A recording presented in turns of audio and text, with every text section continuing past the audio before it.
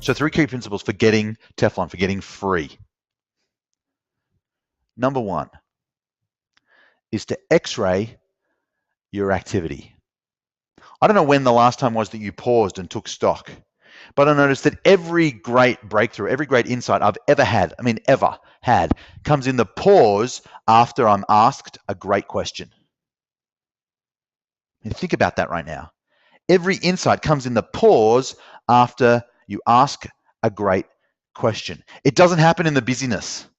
It happens in the thought before the busyness or the reflection after the busyness. It happens in the pause. So what I want you to do is take an x-ray of all of the activity you currently do. Literally, take 5 or 10 or 15 minutes or maybe an hour and just get down on a single sheet of paper, all of the tasks that you do in your business right now. And as prompts, you're going to say, well, what did I do today? What did I do yesterday? What did I do last week? What am I doing next week? What do I do every week? What do I do every month? What are the daily, weekly, monthly, quarterly activities? And just get a list down of everything that you do, because we've got to get it out on paper so we can be conscious about it instead of just running around like rats in a maze.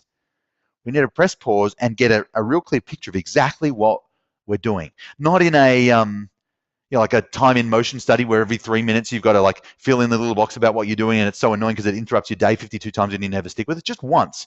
Get a sheet of paper. It'll take you 10 minutes, maybe 15 minutes to get 80% of it down. And then you can just build on it if you want to, or just stick with that. But just get an x-ray picture of here's everything that has to get done in my company, in my business. Even if it's just you, right? Especially if it's just you. We're going to take an x-ray of your activity so you get really clear about everything that's happening right now and all of the different hats that you were wearing. Make sense? Some of those may not even need to be done, but I guarantee that like 80% of them do not need to be done by you. So the first key is to x-ray your activity. In a minute, I'm going to walk you through the worksheet, which will help you do this. But you need to get clear that the first thing you're going to do is to list out everything we're doing. And we're going to x-ray your activity in different categories: marketing, selling, coaching, admin, finance, daily, weekly, monthly, quarterly, annually, and ad hoc. Cool? X-ray your activity so you're incredibly clear about all of the stuff, all of the moving parts as they are right now. Number 2, once we've got this list of everything that we do, we're going to identify your genius.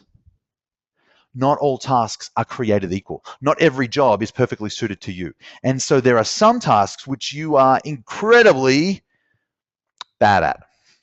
Let's be honest. There's some tasks which I am horrible at, right? Just not even bad, abysmally, woefully awful at. And you are exactly the same. So there's a guy I'm getting a ton of value out of right now. His name's Dan Sullivan, really, really smart cat. And he breaks every task into 4 different categories. It can either be incompetent, something that you stink at. It's hard work, you get bad results, you don't enjoy it, and you're no good at it. So there's incompetent. Then there's competent. Maybe you're passable, you're average, you're okay at it. Doesn't mean you're good at it, doesn't mean you should do it, just means you can to a level of okayness.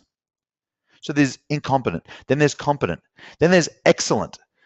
Excellent are the tasks which you've gotten really great at. Maybe you don't love them, but people notice that you're good at them. You get really good results out of them, and you are better than most of the people around you, right?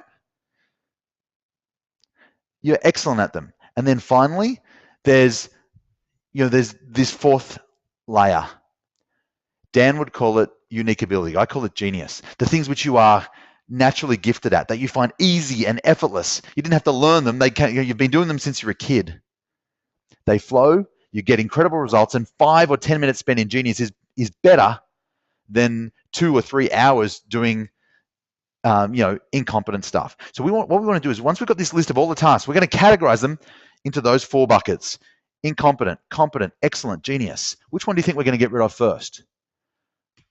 The incompetent stuff goes first. Then the competent stuff.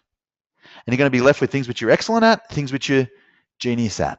What goes next? Well, the excellent, we want to eliminate excellence eventually.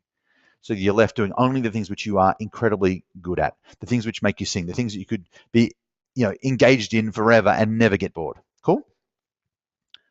What happens when we do that? Well, they are typically the things which you get the best results on, that an hour spent in that activity, purely that activity, is going to give you 5 times more results, 5 times more money than anything else.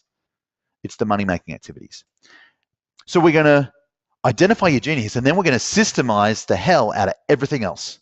Systemize the routine. So you don't have to do them anymore. We need a system and a checklist for all of those tasks so you don't ever have to touch them again. Is this making sense? This is how you become Teflon. Number one, you take a list of everything that you're doing. You x-ray your activities. Then we identify your genius. What are the things which we want to move you to only doing those things? It doesn't have to be today, but in the next, my goal when I first started with this is to every week get 30 minutes more free. Offload something that gave me an extra 30 minutes of free time. Cool. And then thirdly, it's about systemizing the routine, documenting the drudgery, one of my friends calls it.